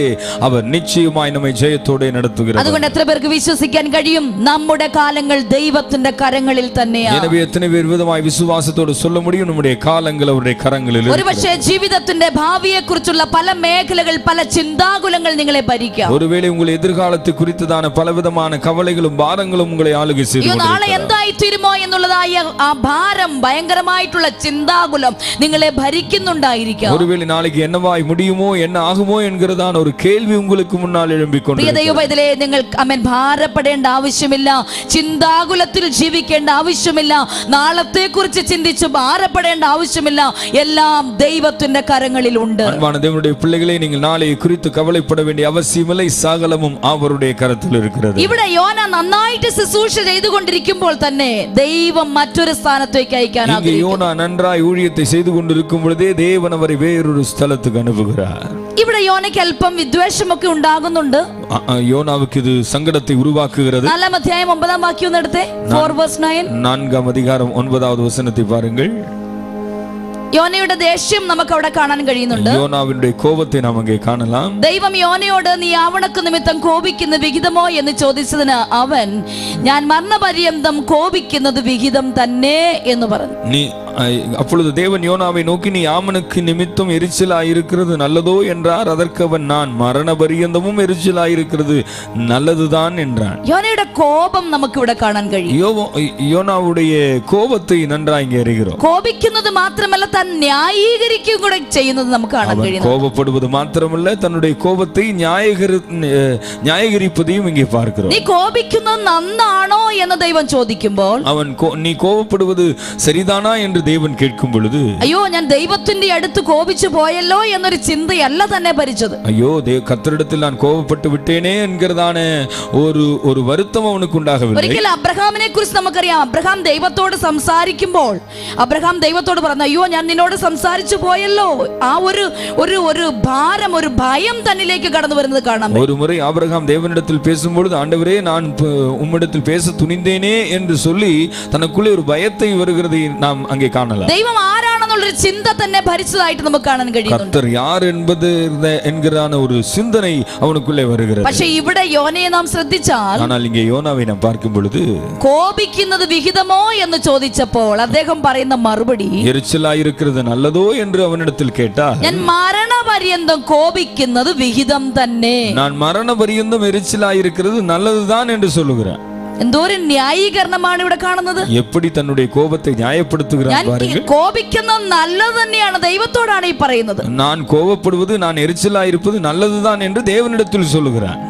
ഞാൻ വിചാരിക്കുന്നു ഒരുപക്ഷേ യോന ദൈവത്തോട് സംവാദിക്കുമ്പോൾ, நான் விதமாய் நினைக்கிறேன், யோனா இதை தேவனிடத்தில் இதை உரையாடி கொண்டிருக்கும் பொழுது, ഒരുപക്ഷേ തനിക്കുള്ള ആ ദേഷ്യം പുറത്തേക്ക് കാണിക്കുമ്പോൾ ദൈവം ഒരുപക്ഷെ ചിരിച്ചോണ്ടായിരിക്കും ഇത് കേട്ടത്. ஒருவேளை தன்னுடைய எரிச்சலை யோனா வெளிக்காட்டும் பொழுது ஆண்டவர் அவனை பார்த்து சிரித்திருப்பார்.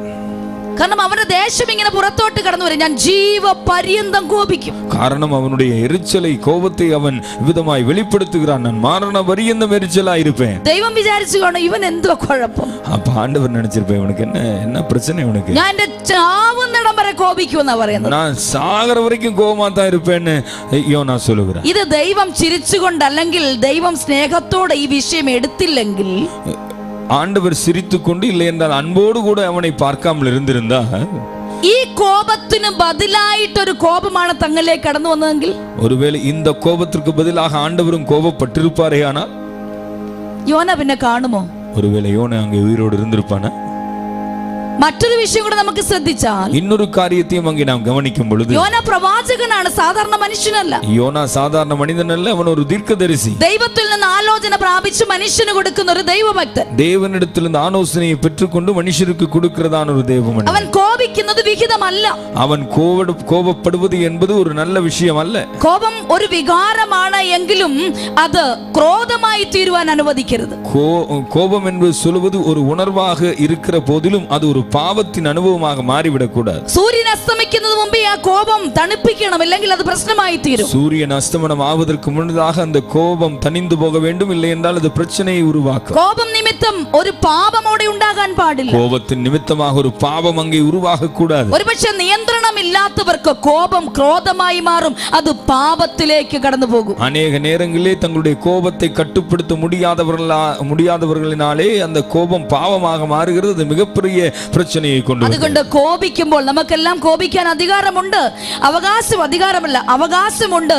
പക്ഷേ കോപം പാപത്തിലേക്ക് വഴിതിരിക്കരുത് എന്നുള്ള ഓർമ്മപ്പെടുത്തൽ കൂടെ ഇവിടെ കർത്താവ് നമ്മെ പഠിപ്പിക്കുന്നു. இங்கே ஒரு விஷயத்தையும் ஆண்டவர் கற்றுக் கொடுக்கிறார். நாம் எல்லாருமே கோபப்படுவதற்கு உரிமை இருக்கிறது. ஆனால் அந்த கோபம் நம்மை பாவத்துக்கு நேராய் வழி நடத்தி விடக்கூடாது. ദൈവത്തോട് സംസാരിക്കുന്ന യോന കോപത്തോടെ സംസാരിക്കുമ്പോൾ ദൈവവും കോപത്തോടെ ആയിരുന്നു എങ്കിൽ യോനയ്ക്ക് നിലനിൽപ്പില്ല.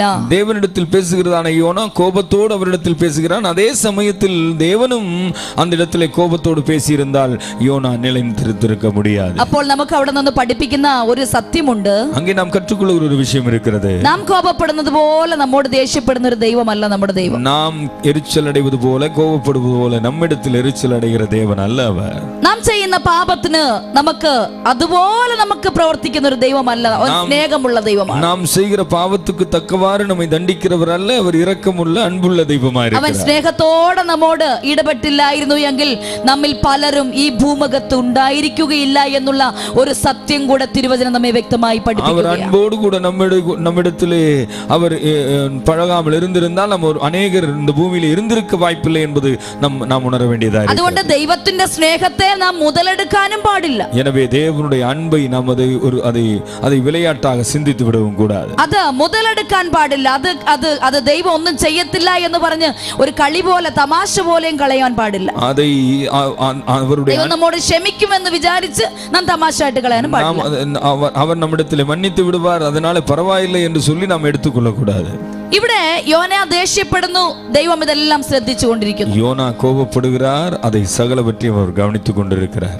വീണ്ടും നാം ആ വിഷയത്തിലേക്ക് കടന്നു വരാം. യോനയെ കുറിച്ച് ദൈവം ആ ഇടയ്ക്ക് കയറി ദൈവം സംസാരിക്കുകയാണ്. നിനിവേക്ക് പോ. ஆண்டவர் யோனாவினிடத்திலே அவனுடைய ஊழியத்தை குறித்து பேசுகிறார். நீ நினைவேவுக்கு புறப்படு. இது நம்மோடுள்ள ஒரு தூது கூடைയാണ്. இது நம்மோடு கூட ஆண்டவர் சொல்லுகிறதான ஒரு செய்தியா இருக்கிறது. കാര്യങ്ങൾ ഈസി ആയിട്ട് പോയിക്കൊണ്ടിരിക്കുമ്പോൾ, കാര്യങ്ങൾ എല്ലാം സുലഭமாக സമാധാനமாக പോയിക്കൊണ്ടിരിക്കും பொழுது, സന്തോഷമായിട്ട് മുന്നോട്ട് യാതൊരു പ്രശ്നവുമില്ല, സാഹചര്യമൊക്കെ അനുകൂലമാണ്, അങ്ങനെ മുന്നോട്ട് പോകുമ്പോൾ ഇടയ്ക്കിട്ടൊരു പ്രശ്നം വന്നാൽ നമ്മുടെ ഭാവം എന്തായിരിക്കും? எல்லாம் நன்மையாக எல்லாம் சாந்தமாக போய்கொண்டிருக்கும் பொழுது அதுக்கிடையில் ஒரு பிரச்சனை வந்தால் நம்முடைய மனநிலை விதமாயிருக்கும். സാഹചര്യങ്ങളൊക്കെ അനുകൂലമാകുന്നിടം വരെ നമുക്ക് പ്രശ്നമൊന്നുമില്ല. சூழ்நிலைகள் எல்லாம் അനുകൂലമായി இருக்கிற വരെ നമുക്ക് எந்த பிரச்சனையும் இருக்காது. പക്ഷെ അതിന്റെ മധ്യത്തിൽ ഒരു തടസ്സം വന്ന് നമ്മെ തടസ്സം സൃഷ്ടിക്കുമ്പോൾ, നമ്മെ അവിടെ നിന്ന് മറ്റൊരു ഭാഗത്തേക്ക് ഒരു ട്രാൻസ്ഫർ എന്ന് വെച്ചോ, അങ്ങനെ ഒരു ഭാഗത്തോട്ട് നമ്മളെ അയക്കുമ്പോൾ നമ്മുടെ മാനസികമായിട്ടുള്ള അവസ്ഥ എന്തായിരിക്കും? അവിധமான நம்முடைய நிலையிலே ஒரு பிரச்சனை வந்து நமக்கு ஒரு மாற்றம் സംഭവിக்கும் பொழுது நம்முடைய மனநிலை எவ்விதமாயிருக்கும்? ഇത് ദൈവദാസന്മാരുടെ ട്രാൻസ്ഫറിനോടുള്ള ബന്ധത്തിൽ പ്രസംഗിക്കാൻ കൊള്ളാവുന്ന ഒരു വിഷയം കൂടെയാണ്. ஒருவேளை அநேக ஊழியர்கள் அப்பொழுது இடமாற்றம் செய்யப்படுகிறார்கள்.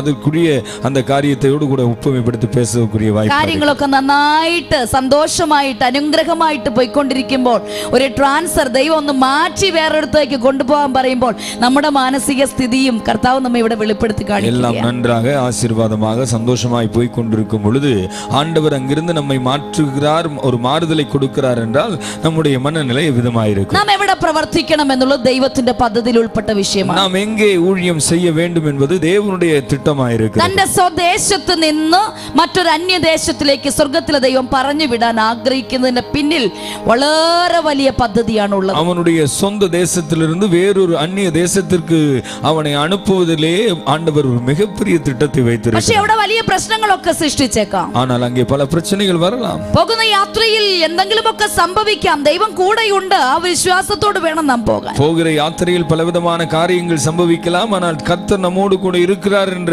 அந்த விசுவாசத்தோடுவே நாம் யாத்திரை செய்ய வேண்டும். അങ്ങനെയെങ്കിൽ നമ്മെ ഒരു ഭാഗത്ത് നിന്ന് മറ്റൊരു ഭാഗത്തേക്ക് മാറ്റുന്നത് കർത്താവ് കൂടെയാണ് എന്നുള്ള ഒരു ബോധ്യം കൂടെ നമുക്കുണ്ടായിരിക്കണം. எனவே கர்த்தர் தான் நம்மை ஒரு இடத்திலிருந்து இன்னொரு இடத்திற்கு மாறுதல் பண்ணுகிறார், மாற்றுகிறார் என்பதை நாம் நன்றாய் அறிந்திருக்க வேண்டும். കാരണം ദൈവത്തെ നോക്കി നിലവിളിച്ച് ദൈവമായിട്ടുള്ള ഉത്തമ ബന്ധത്തിൽ നമ്മുടെ ജീവിതത്തിൽ നടക്കുന്നതെല്ലാം കർത്താവിന്റെ പദ്ധതിയിൽ ഉൾപ്പെട്ട വിഷയം. கர்த்தரையே நோக்கி பார்த்து கர்த்தரோடு கூட உறவாடி கொண்டிருக்கிறவருடைய வாழ்க்கையிலே நடக்கிறது எல்லாம் கர்த்தருடைய திட்டத்துக்கு உட்பட்ட விஷயங்கள் എന്ന് പറഞ്ഞാൽ ജീവിതത്തിൽ പ്രശ്നമൊന്നും വരത്തില്ല എന്നുള്ളതല്ല. என்று சொல்வதினாலே வாழ்க்கையில் பிரச்சனைகள் வராது என்பதல்ல.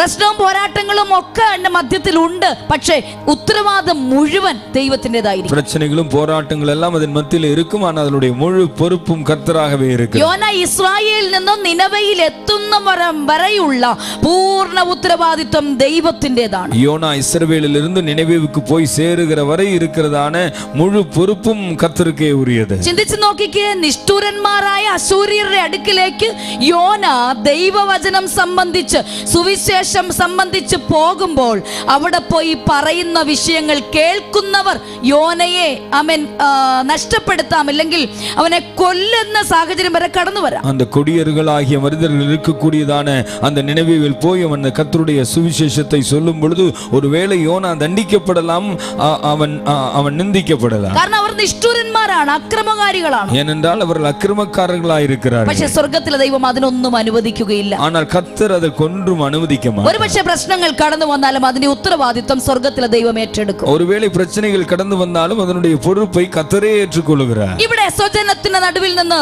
നിനവേലേക്ക് പോകാൻ കൽപ്പന ലഭിക്കുന്നു. தன்னுடைய சொந்த ஜனத்தாரிடத்திலிருந்து நினைவேவுக்கு போக கட்டளை பெறுகிறார். ഒരു ദൈവദാസനെ സംബന്ധിച്ചിടത്തോളം, ദൈവ പൈതലിനെ സംബന്ധിച്ചിടത്തോളം, ഞാൻ ആദ്യമേ പറഞ്ഞതുപോലെ നാം എവിടെ പോകണം, എവിടെ ശുശ്രൂഷ ചെയ്യണം, എവിടെയായിരിക്കണം എന്നുള്ളത് ദൈവത്തിന്റെ കരങ്ങളിലെ വിഷയങ്ങളാണ്. ஒரு தேவனுடைய ஊழியனை பொறுத்தமட்டில், ஒரு தேவ பிள்ளையை பொறுத்தமட்டில் நாம் எங்கே போக வேண்டும், என்ன செய்ய வேண்டும் என்பது தேவனுடைய திட்டத்தில் இருக்கிறதான காரியங்களாய். അത് അപ്പോസ്തലനായ പൗലോസ് നമ്മെ പഠിപ്പിക്കുന്നുണ്ട്. அதை அப்போஸ்தலனாகிய பவுல் சொல்லுகிறார். പൗലോസിന്റെ ശുശ്രൂഷയിലും ഇത് നമുക്ക് വ്യക്തമായി കാണാൻ കഴിയും. பவுலுடைய ஊழியத்திலும் அதை நாம் நன்றாய் காண முடியும். അപ്പോസ്തല പ്രവൃത്തി 16-ാം അധ്യായം അതിന്റെ 6-ാം വാക്യത്തിൽ, ആക്ട്സ് ഓഫ് അപ്പോസ്തലസ് ചാപ്റ്റർ 16 verse 6 അവിടെ നമുക്ക് കാണുവാൻ കഴിയുന്നുണ്ട്. அப்போஸ்தலர் 16:6 பார்க்கிறோம். ഏഷ്യയിൽ, ആസിയായിൽ വചനം പ്രസംഗിക്കരുത് എന്ന് ദൈവാത്മാവ് പൗലോസിനോട് പറയുന്നു. ஆசியாவிலே வசனத்தை சொல்லாதபடிக்கு பரிசுத்தாவியினாலே அவன் தடை பண்ணப்பட்டான். ഞാൻ അവിടെ പ്രസംഗിക്കാം, അവിടെ സുവിശേഷം പറയാം എന്ന് താൻ വിചാരിക്കുകയാണ്. அங்கே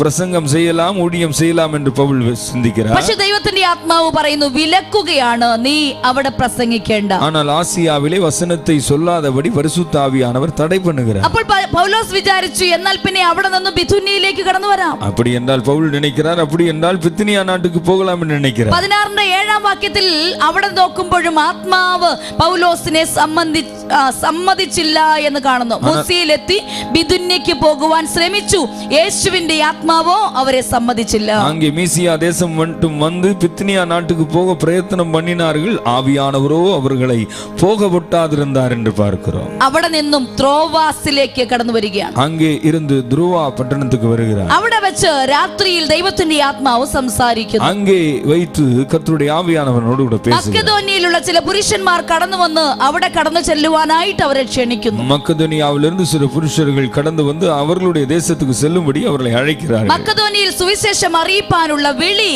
ആമേൻ ഈ പൗലോസിനും കൂട്ടർക്കും ലഭിക്കുകയാണ്, ശീലാസിനും ലഭിക്കുകയാണ്. மக்கதோனியாவிலே போய் சுவிசேஷத்தை அறிவிக்கக்கூடியதான அழைப்பு அவர்கள் மூலமாக அவர்களுக்கு கிடைக்கிறது. 16 അധ്യായം 10 വാക്യത്തിൽ ഇതാണ് ദൈവഹിതം എന്നുള്ളത് പൗലോസ് തിരിച്ചറിഞ്ഞു. அப்போஸ்தலர் 16:10 அங்கே வாசிக்கும் பொழுது அதுதான் தேவனுடைய இது கர்த்தர் எங்களை அழைத்தார் என்று அவர்கள் நிச்சயித்துக் கொள்கிறார்கள். Praise the Lord, hallelujah.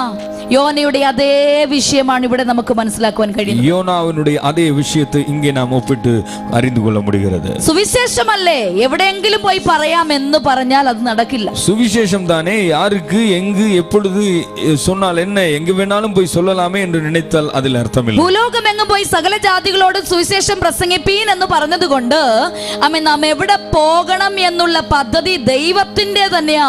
അവിടെ പോയാണ് നാം പറയേണ്ടത്. பூமி எங்கும் கர்த்தருக்கு சாட்சிகள் ஆவீர்கள் என்று சொன்னால் கூட நாம் எங்கே போக வேண்டும் என்பது தேவனுடைய திட்டத்தில் இருக்கிற விஷயமா இருக்கிறது. കാരണം പൗലോസ് ആത്മനിയോഗത്തോടെയാണ് കടന്നു വരുന്നത്. காரணம் பவுல் ஆவியானவரால் தான் அவன் நடத்தப்படுகிறான்.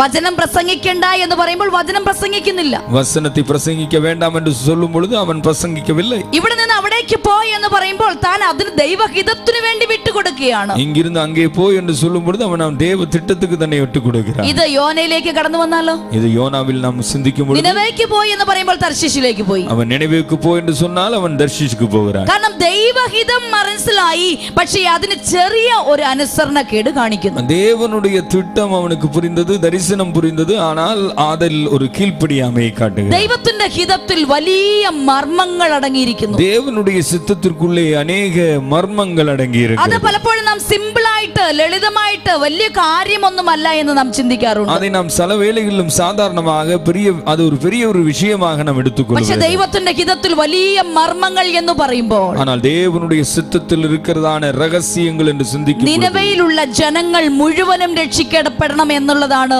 ദൈവത്തിന്റെ ഹിതം. நினைவேயில் இருக்கக்கூடியதான ஜனங்கள் எல்லாரும் ரட்சிக்கப்பட வேண்டும் என்பதுதான் தேவனுடைய சித்தம். 1,20,000 പേരെ രക്ഷിക്കുവാനുള്ള വലിയ പദ്ധതിയാണ് ദൈവം കണക്കിട്ടിരുന്നത്. 1,20,000 പേരെ രക്ഷിப்புக்குள் நடத்துவதற்குரியதான பெரிய திட்டத்தை தான் தேவன் போட்டிருந்தார். പക്ഷേ യോന ആഗ്രഹിച്ചതുപോലെ മനുഷ്യന്റെ ഹിതമനുസരിച്ച് തർശീശിലേക്ക് പോയിരുന്നു എങ്കിൽ, விதமாய் யோனா விரும்பினதை சொல்லுகிறதை போல மனுஷனுடைய சித்தத்தின்படி அவன் தர்ஷீஷுக்கு போயிருந்தால் 1,20,000 പേരും രക്ഷിക്കപ്പെട്ടു നിനവയിൽ.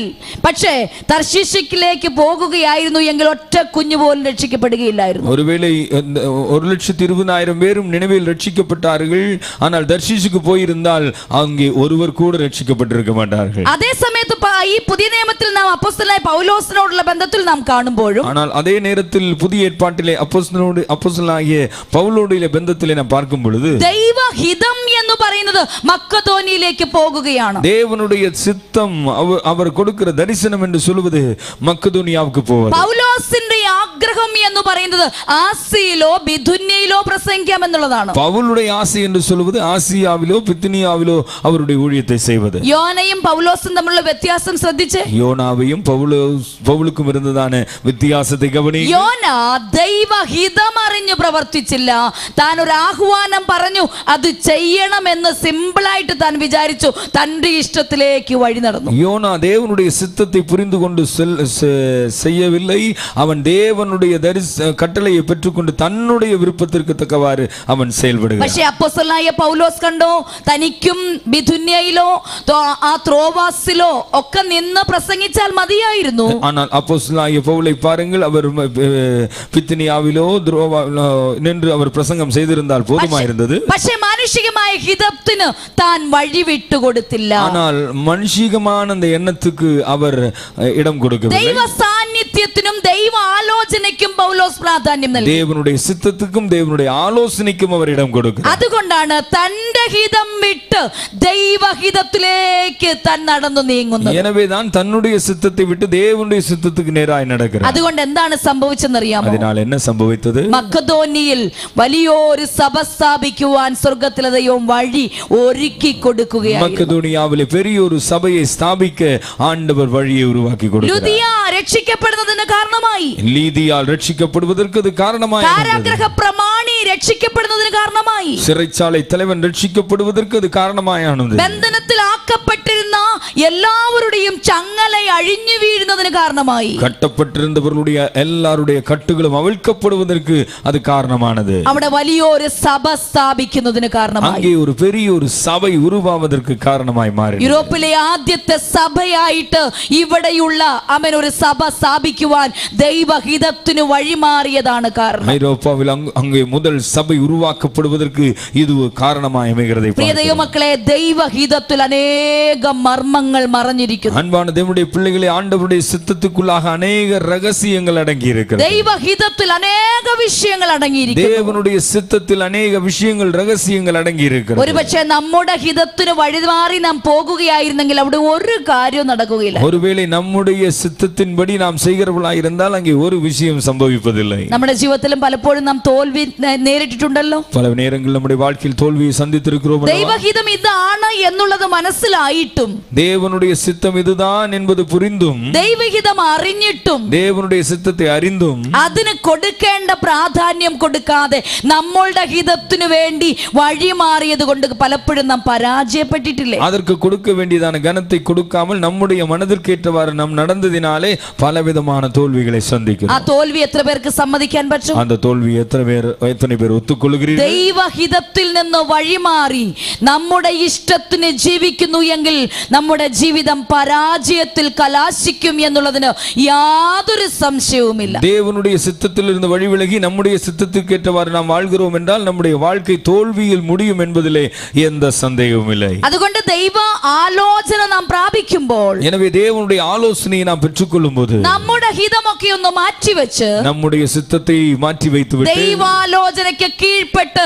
അതനുസരിച്ച് യാത്ര ചെയ്യുന്നു എങ്കിൽ നമ്മുടെ ക്രിസ്തീയ ജീവിതം വിജയകരമായി അവസാനിക്കുമെന്നുള്ളതിൽ യാതൊരു സംശയവുമില്ല. தேவனுடைய சித்தத்துக்கு கீழ்ப்படிந்து அவருடைய திட்டத்தின்படி நாம் யாத்திரை செய்கிறோம் என்றால் நிச்சயமாய் நம்முடைய வாழ்க்கை வெற்றி அடையும் என்பதிலே எந்த சந்தேகமும் இல்லை. ദൈവഹിതത്തിന്റെ അകത്ത് വിടുതലുണ്ട്. தேவனுடைய சித்தத்திற்குள்ளே விடுதலை இருக்கிறது. മനുഷ്യന്റെ ഹിതത്തിനകത്ത് വിടുതൽ നടക്കില്ല. மனிதனுடைய சித்தத்திற்குள்ளே விடுதலை இருப்பதில்லை. ദൈവത്തിന്റെ ഹിതത്തിനകത്ത് വിടുതലുണ്ട് എന്ന് പറയുന്നതിന് കാരണം, தேவனுடைய சித்தத்துக்குள்ளே விடுதலை இருக்கிறது என்று சொல்ல നിനവയിലെ ജനങ്ങൾ 1,20,000 ജനങ്ങൾ വിടുതലിന് വേണ്ടി കാത്തിരിക്കുകയാണ്. நினைவில் இருக்கக்கூடியதான 1,20,000 பேர் விடுதலைக்காக ഒറ്റ காத்திருக்கிறார்கள். സുവിശേഷം മതി ഇവർ രക്ഷിക്കപ്പെടുമെന്നുള്ള ദൈവത്തിന്റെ ഹിതമാ. ஒரு சுவிசேஷத்தினாலே சொல்லப்படுகிற ஒரு சுவிசேஷத்தினாலே இவர்கள் ரட்சிக்கப்படுவார்கள் என்பது தேவனுடைய சித்தம். പക്ഷേ യോന അതിൽ നിന്ന് വഴിതെറ്റിപ്പോയത് കൊണ്ട് ഒരുപക്ഷെ ദൈവഹിതം അവിടെ തടസ്സപ്പെട്ടിരുന്നു എങ്കിൽ 1,20,000 പേരും ആമേൻ ചത്തു വീഴുവാനിടയായി തീർന്നു. ஒருவேளை யோனா வழிமாறி போனதினாலே தேவனுடைய சித்தம் அங்கே தடைபட்டிருந்தால் 1,20,000 பேரும் மடிந்து போயிருப்பார்கள். പ്രിയ ദൈവമക്കളെ, നമ്മുടെ ജീവിതത്തിൽ ദൈവഹിതം തടസ്സപ്പെട്ടിട്ടുണ്ടോ? அன்பான தேவனுடைய பிள்ளைகள், நம்முடைய வாழ்க்கையில் தேவ சித்தம் தடைபட்டிருக்கிறதா? ദൈവം നമ്മോട് പറഞ്ഞ കാര്യങ്ങൾ നാം ചെയ്യാത്തത് കൊണ്ട് ഏതെങ്കിലും വിഷയത്തിൽ പരാജയം അനുഭവിച്ചിട്ടുണ്ടോ? தேவன் நம்முடைய வாழ்க்கையிலே செய்ய சொன்னதான விஷயங்களை நாம் செய்யாதனாலே ஏதாவது விஷயங்களிலே நாம் தோல்வியை சந்தித்திருக்கிறோம். വചനം സംസാരിക്കുമ്പോൾ തന്നെ നമ്മുടെ ഹൃദയത്തിന്റെ ആഴത്തിൽ നിന്ന് അതിനെ ഓർത്തുകൊണ്ട്, ദൈവമേ നിന്റെ ഹിതത്തിൽ നിന്ന് ഞാൻ വ്യതിചലിച്ചത് കൊണ്ടാണ് ഈ പരാജയം എനിക്ക് നേരിട്ടത് എന്ന് ഒന്ന് ഏറ്റു പറയുന്നു എങ്കിൽ നമ്മുടെ ജീവിതം വിജയത്തിൽ കലാശിക്കും. இந்த வசனத்தை கேட்டுக்கொண்டிருக்கும் பொழுதே நம்முடைய இருதயத்திலிருந்து, ஆண்டவரே உம்முடைய சித்தத்தின்படி நான் செய்யாதனாலே தான் என்னுடைய வாழ்க்கையில் இந்த தோல்விகளை எல்லாம் நான் சந்திக்க வேண்டி வந்தது என்று நீங்கள் அதை அறிக்கை செய்வீர்கள் என்றால் ஆண்டவர் உங்களை வெற்றிக்கு நேராய் வழிநடத்துகிறவராய் இருக்கிறார். ദൈവഹിതത്തിൽ വിജയമുണ്ട്. தேவனுடைய சித்தத்திலே வெற்றி இருக்கிறது. ദൈവഹിതത്തിൽ ആമേൻ വിടുതലുണ്ട്. தேவனுடைய சித்தத்தில் விடுதலை இருக்கிறது. ദൈവഹിതം വിടുതൽ കാത്തുകൊണ്ടിരിക്കുന്നു. தேவனுடைய சித்தத்திலே விடுதலை காத்துக் கொண்டிருக்கிறது. അപ്പോസ്തലപ്രവൃത്തി 8-ാം അധ്യായം 26-ാം വാക്യത്തിൽ, அப்போஸ்தலர் 8-ാം அதிகாரம் 26-வது വചനത്തിൽ, ഫിലിപ്പോസിനോട് ദൈവത്തിന്റെ ആത്മാവ് പറഞ്ഞു, നീ എഴുന്നേറ്റ് ഗസ്സയ്ക്കുള്ള നിർജ്ജനമായ സ്ഥലത്തേക്ക് പോ, വഴിയിലേക്ക് പോ. இந்த தூதன் பிலிப்பை நோக்கி சொல்கிறான், நீ எழுந்து தெற்கு முகமாய் எருசலேமிலிருந்து காசா பட்டணத்துக்கு போ என்று சொல்கிறார். അവൻ എഴുന്നേറ്റ് ആ ദൈവഹിതം അറിഞ്ഞ ആലോചനയ്ക്ക് കീഴടങ്ങി അവിടേക്ക് കടന്നു ചെന്നു. அவன் எழுந்து அந்த தேவனுடைய சித்தத்தின்படி அவன் எழுந்து புறப்பட்டு போகிறான். അതുകൊണ്ട് എന്ത് സംഭവിച്ചു? அதனால் என்ன சம்பவித்தது? ഷണ്ണൻ സ്നാനപ്പെടുവാനിടയായി തീർന്നു. அங்கே எத்தியோப்பியருடைய ராஜஸ்திரிய கந்தாக என்கிற மந்திரி அவன் ரட்சிக்கப்படுகிறான். ദൈവഹിതം അറിഞ്ഞു, അതിന് ആ വിളി അനുസരിച്ചു മുന്നോട്ട് പോയപ്പോൾ ദൈവസ്ഥാനത്തേക്ക് ദൈവകൽപ്പന പ്രാപിക്കുവാൻ ചിലർ ഏൽപ്പിച്ചു കൊടുക്കുന്നു. தேவனுடைய சித்தத்தின்படி அவன் புறப்பட்டு முன்னே வரும் பொழுது தேவனுடைய சித்தத்திற்கு உட்பட்ட சிலர் அங்கே கர்த்தரை ஏற்றுக்கொள்கிறார்கள். ദൈവം ഒരു സ്ഥലത്തേക്ക് പോകുവാൻ നിയോഗം തന്നാൽ தேவன் ஒரு இடத்துக்கு போகும்படி நம்மை வழிநடத்துவாரே என்றால் അതിന് പിന്നിൽ വലിയ പദ്ധതിയുണ്ട് എന്ന് നാം മറക്കരുത്. அதற்கு பின்னே அநேகதான திட்டங்கள் இருக்கிறது என்பது மறந்து போகக்கூடாது. ഒരു സ്ഥലത്തേക്ക് പോകുവാൻ ദൈവം നമുക്ക് നിയോഗം തന്നാൽ ஒரு இடத்துக்கு போகும்படியாய் கர்த்தர் நம்மை வழிநடத்துவாரே അതിന്റെ പിന്നിൽ വലിയ പദ്ധതിയുണ്ട് എന്ന് നാം മറന്നു പോകരുത്. அதற்கு பின்னே அநேக திட்டங்கள் இருக்கிறது என்பதை மறந்து போகக்கூடாது. നമ്മോട് പോകുവാൻ പറഞ്ഞിട്ടുള്ള എല്ലാ സ്ഥലങ്ങളിലും നാം പോയിട്ടുണ്ടോ? நம்மிடத்திலே கர்த்தர் போக சொன்ன இடங்களுக்கெல்லாம் நாம் போயிருக்கிறோம். ഇല്ല. ദൈവഹിതം ഇതാണ് എന്ന് തിരിച്ചറിയുവാൻ നമുക്ക് കഴിഞ്ഞിട്ടുണ്ടോ? இல்லை. தேவனுடைய சித்தம் இதுதான் என்பதை நம்மால் புரிந்து கொள்ள முடிந்திருக்கிறதா? യോന ഇവിടെ ചെയ്ത തെറ്റെന്താണെന്ന് അറിയാമോ? யோனா இங்கே செய்த தவறு என்ன தெரியுமா? ദൈവഹിതം ഇതാണ് എന്ന് മനസ്സിലാക്കിയിട്ടും ആ വഴിക്ക് പോകാതെ മറ്റൊരു വഴിയായി തൻ യാത്ര തുടരുന്നു. இதுதான் தேவ சித்தம் என்பதை யோனா அறிந்திருந்தும் அந்த வழியாய் போகாமல் அவன் வேறு வழியாய் போகிறான். അത് തന്റെ ജീവിതത്തിൽ വളരെ വലിയൊരു പരാജയത്തിന് കാരണമായി. அது அவனுடைய வாழ்க்கையிலே மிகப்பெரிய தோல்விக்கு நேராய் வழி நடத்துகிறது. നമ്മുടെ ജീവിതത്തോടുള്ള ബന്ധത്തിൽ நம்முடைய வாழ்க்கையை பொறுத்தமட்டிலே ദൈവഹിതം എന്തെന്ന് അറിഞ്ഞിട്ടും தேவனுடைய சித்தம் என்னவென்று அறிந்து ദൈവാലോചനയ്ക്ക് കീഴടങ്ങാതെ தேவனுடைய சித்தத்துக்கு கீழ்ப்படியாமல் ആ വഴിയെ സഞ്ചരിക്കാതെ அந்த வழியாய் யாத்திரை செய்யாமல் ദൈവഹിതത്തിൽ നിന്ന് വ്യതിചലിച്ച് യാത്ര ചെയ്താൽ தேவனுடைய சித்தத்தை விட்டு நாம் யாத்திரை செய்தோம் നമ്മുടെ ജീവിതം പരാജയപ്പെടും എന്നുള്ളത് നാം മറക്കരുത്. நம்முடைய வாழ்க்கை தோல்வியை காணும் என்பதை நாம் மறந்து போகக்கூடாது. അതേസമയം ദൈവഹിതത്തിന് കീഴടങ്ങി ആലോചനയ്ക്ക് കീഴടങ്ങി അവൻ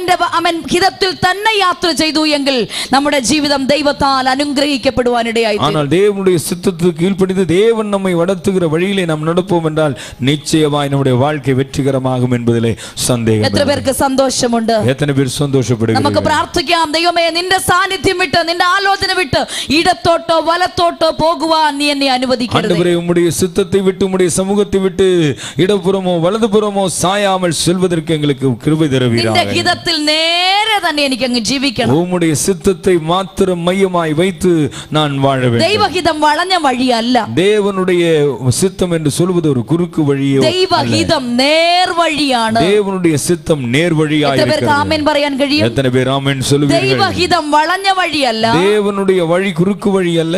ദൈവഹിതം നേർവഴിയാണ്. தேவனுடைய சித்தம் நேர்வழியாய் இருக்கிறது. നേരെയുള്ള വഴിയിലൂടെ, ചൊവ്വയുള്ള വഴിയിലൂടെ അവൻ നമ്മെ നടത്തും. நேர் வழியிலே அவர் நம்மை நடத்துகிறவராய் இருக்கிறார். செம்மையான வழியிலே அவர் நம்மை நடத்துகிறவராய். Praise the Lord. Hallelujah. Hallelujah. ഒന്നാം അധ്യായം 4-ഉം 5-ഉം വാക്യത്തിലേക്ക് ഒന്ന് ശ്രദ്ധിച്ചേ. യോനാ 1-ാം 4-5 വചനങ്ങളെ பார்க்கும் பொழுது,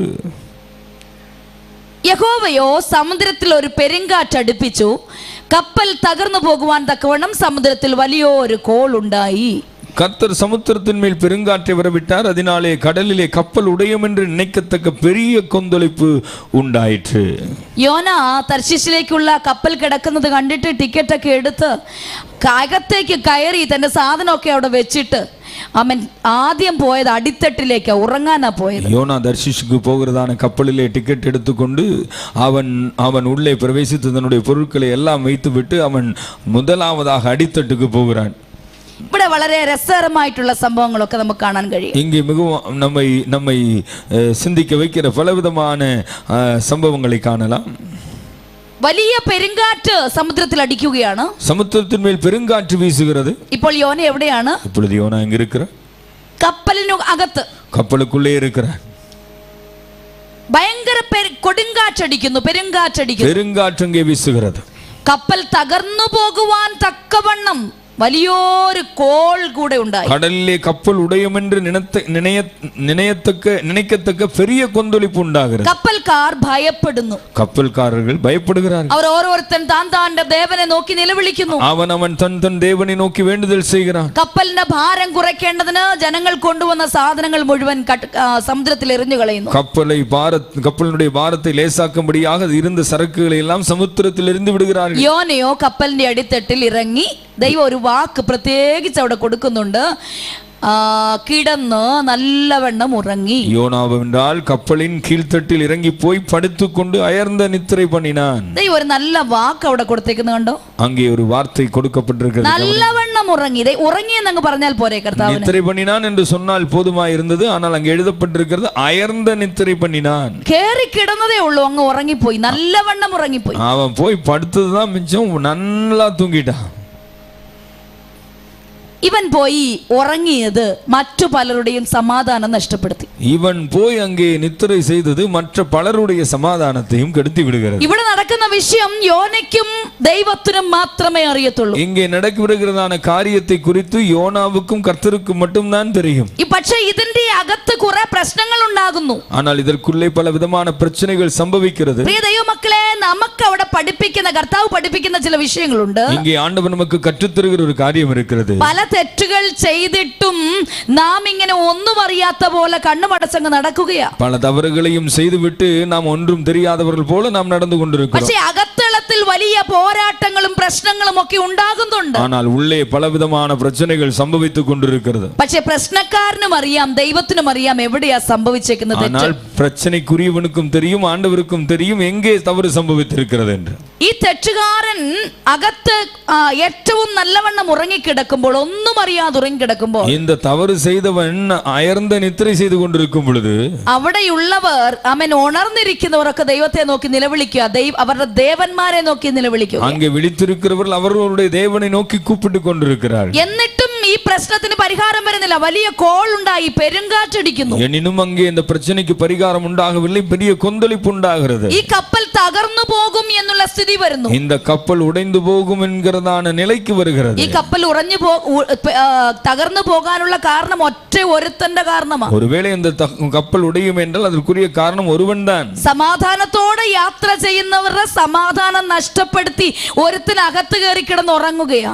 சமாதானமாய் யாத்திரை செய்கிறவர்களுடைய சமாதானத்தை கெடுத்து ஒருவன் போய் உள்ளே அயர்ந்த நித்திரை செய்து கொண்டிருக்கிறான். ഇന്ന് പല കുടുംബങ്ങളിലും സംഭവിക്കുന്ന വിഷയം ഇതാ. இன்றைக்கு பல குடும்பங்களிலும் இதுதான் சம்பவித்துக் கொண்டிருக்கிறது. സമാധാനമായി പോയിക്കൊണ്ടിരിക്കുമ്പോൾ ഒരുവൻ വരും, പ്രശ്നക്കാരൻ കാണും. சமாதானமாய் போய்க்கொண்டிருக்கும் பொழுது பிரச்சனைக்குரிய ஒருவன் எழும்புகிறான். അവൻ ഈ പ്രശ്നത്തെ കുറിച്ച് ഒന്നും ഒരു ഭാരമോ ഒന്നും അവനില്ല. அவன் அங்கே இருக்கிறதான பிரச்சனையை குறித்து அவனுக்கு எந்த கவலையும் இல்லை. പക്ഷെ അവൻ ഉറക്കമാ. ஆனால் അവൻ தூங்கிக் கொண்டிருக்கிறான். ഇതിനെ കുറിച്ച് വലിയ മൈൻഡ് ഒന്നും അവനില്ല. அதை பெரிதாக அவன் கவனிப்பதில்லை. പക്ഷെ ഇത് മുഖാന്തരം ചില പ്രശ്നങ്ങൾ അകത്തളത്തിൽ ഉണ്ടാകുന്നു എന്നുള്ളത് അവൻ മനസ്സിലാക്കുന്നില്ല. ஆனால் இது நிமித்தமாக சில பிரச்சனைகள் உள்தளத்தில் உண்டாகிறது என்பதை அவன் புரியாமல் இருக்கிறான். കഷ്ടപ്പെട്ട് സമ്പാദിച്ച പല സാധനങ്ങളും സമുദ്രത്തിലേക്ക് എറിഞ്ഞുകളയുക. அவர்கள் கஷ்டப்பட்டு சம்பாதித்ததான பல பொருட்களையும் அவர்கள் கடலிலே தூக்கி வீசுகிறார்கள். എന്തു ചെയ്യണമെന്ന് അവർക്ക് അറിയുന്നില്ല. என்ன செய்வது என்று அவர்களுக்கு വല്ലാത്തൊരു കുഴപ്പത്തിൽ അവർ ജീവിച്ചുകൊണ്ടിരിക്കുന്നു. கடினமான சூழ்நிலை அங்கே உண்டாகிறது. ഈ സാഹചര്യം ഒറ്റ ഒരുത്തന്റെ കാരണം കൊണ്ടാണ് ഉണ്ടായത് എന്ന് ഇപ്പോൾ അവൻ അറിയുന്നില്ല. இதற்கு காரணம் இது ஒருவன் நிமித்தமாய் உண்டாகிறது என்பதை அவன் அறியாமல். ഈ വിഷയത്തെ ഞാൻ ഇവിടെ അവസാനിപ്പിക്കാൻ ആഗ്രഹിക്കുന്നു. இந்த விஷயத்தை இன்றைக்கு நான் இங்கே நிறைவு செய்ய ഈ விரும்புகிறேன். വിഷയം തന്നെ നമുക്ക് അടുത്ത ആഴ്ച വീണ്ടും ചിന്തിക്കാം. இந்த விஷயத்தை நாம் மீண்டுமாய் அடுத்த வாரத்தில் சிந்திப்போம். പ്രിയ ദൈവമക്കളെ, നമ്മുടെ ജീവിതത്തോടുള്ള ബന്ധത്തിൽ നാം പഠിക്കേണ്ട വിഷയം, அன்பான தேவனுடைய பிள்ளைகளே, நம்முடைய வாழ்க்கையோடுள்ள பந்தத்தில் நாம் கற்றுக்கொள்ள வேண்டிய ചിലപ്പോൾ காரியம். നമ്മുടെ ചിന്ത നാം പെർഫെക്റ്റ് ആണെന്നാണ്. நாம் சில வேளையில் நாம் ரொம்ப சரியா இருக்கிறோம், பெர்ஃபெக்ட்டா இருக்கிறோம் என்று நினைக்கிறோம். പക്ഷെ നാം വലിയ മൈൻഡ് ഒന്നും ചെയ്യാതെ കാണിച്ചു വെക്കുന്ന ചില പ്രശ്നങ്ങൾ നമ്മുടെ കുടുംബത്തിനകത്തളത്തിൽ ജീവിത പടകിൽ വലിയ പ്രതിസന്ധികൾ ഉണ്ടാക്കിക്കൊണ്ടിരിക്കുകയാണ് എന്നും നാം മറന്നു പോകരുത്. நாம் கவனமின்றி பெரிய விஷயமாய் சிந்திக்காமல் செய்கிறதான சில காரியங்கள் நம்முடைய குடும்பத்திற்குள்ளே பலவிதமான பிரச்சனைகளையும் சமாதான கேடுகளையும் உருவாக்குகிறது என்பதை நாம் அறியாதிருக்கிறோம். അതുകൊണ്ട് ദൈവഹിതത്തിൽ നിന്ന് അന്യപ്പെട്ടു പോകുന്നവൻ പ്രശ്നക്കാരനായി തീരും എന്നുള്ളതും നാം മറക്കണ്ട. எனவே தேவனுடைய சித்தத்திலிருந்து வழிவிலகி போகிறவன் அவன் பிரச்சனைக்குரியவனாய் மாறுவான் என்பதிலே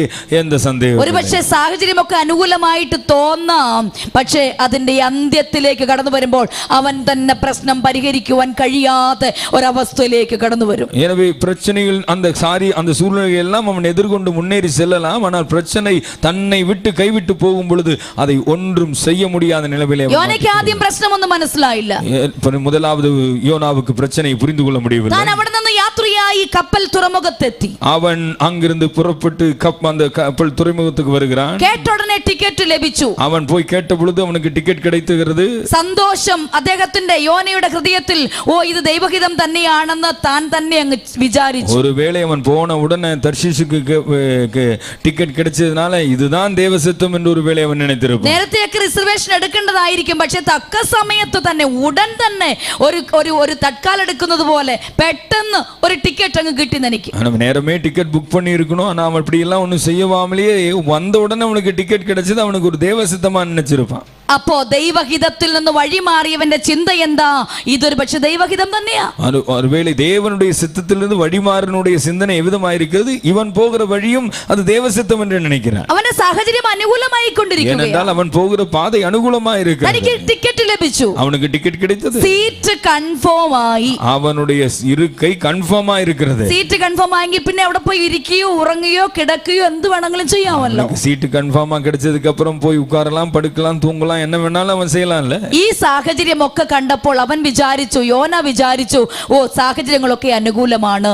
இந்த சூழ்நிலைகள் எல்லாம் சாதகமா இருந்ததனால யோனா நினைத்தான், அவன் இதுதான் தேவ சித்தம், இதுதான் என்று சொல்லி அவன் நினைத்துக் கொண்டான். പ്രിയ ദൈവമക്കളെ, നമ്മുടെ ജീവിതത്തിൽ കർത്താവ് പഠിപ്പിക്കുന്ന വലിയൊരു രഹസ്യം ഇവിടെയുണ്ട്. அன்பான தேவனுடைய பிள்ளைகள், நம்முடைய வாழ்க்கையில் ஆண்டவர் கற்றுக்கொள்கிற ஒரு காரியம் இருக்கு. ദൈവഹിതത്തിൽ നിന്ന് വ്യതിചലിച്ചു യാത്ര ചെയ്യുമ്പോൾ ഒരുപക്ഷേ ആരംഭം അനുകൂലമായി തോന്നാം. தேவனுடைய சித்தத்தில் இருந்து வழி விலகி நாம் யாத்திரை செய்யும் பொழுது நம்முடைய துவக்கம் അനുകൂലமாக இருக்கலாம். അല്പമൊക്കെ സാഹചര്യം അനുകൂലമായിട്ട് നമുക്ക് തോന്നാമെങ്കിലും சூழ்நிலை ஒருவேளை சாதகமாக இருக்கிறது போல தோன்றலாம் என்றால் ചില ദിവസങ്ങൾ കഴിയുമ്പോൾ, சில நாட்கள் കഴിയും பொழுது, ചില മണിക്കൂറുകൾ കഴിയുമ്പോൾ, சில மணி நேரங்கள் കഴിയും பொழுது, ചില നിമിഷങ്ങൾ കഴിയുമ്പോൾ சில நிமிடங்களுக்கு பிறகு പ്രശ്നത്തിന്റെ അകത്തേക്കാണ് വീഴുന്നത് എന്ന കാര്യം നാം മറന്നു പോകരുത്. பிரச்சனைக்குள்ளே தான் நாம் போய் விழுந்திருக்கிறோம் என்பதை அப்பொழுது நான் அறிந்து கொள்ள முடியும். ദൈവഹിതമാണോ ഇല്ലയോ എന്നൊന്നും ചിന്തിക്കാതെ പ്രവർത്തിക്കുന്ന വിഷയങ്ങളുണ്ടല്ലോ. தேவனுடைய சித்தமா இல்லையா என்பதை நாம் சற்றும் சிந்திக்காமல் செயல்படுகிற காரியங்கள் இருக்கிறது அல்லவா? ഇത് വലിയ പ്രശ്നത്തിന് കാരണമാകും എന്നുള്ളത് നാം മറന്നു പോകരുത്. அது பெரிய பிரச்சனைக்கு நேராய் நம்மை வழி நடத்தும் என்பதை மறந்து போகும். ദൈവഹിതത്തിൽ നിന്നാണ് വ്യതിചലിക്കുന്നതെങ്കിൽ, தேவனுடைய சித்தத்திலிருந்து தான் வழி மாறி போகிறோம் വലിയ പ്രശ്നം പുറകെയുണ്ട് എന്നുള്ളത് മറക്കേണ്ട.